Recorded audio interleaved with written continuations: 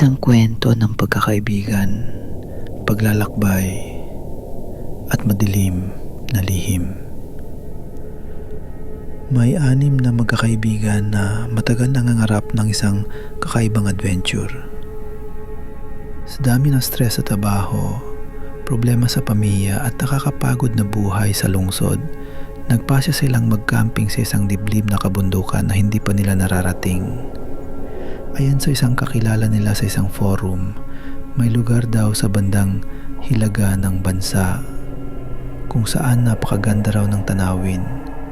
May falls, may malawak na clearing para magtayo ng tent, at sobrang tahimik, halos parang hindi pa naabot ng modernong sibilisasyon.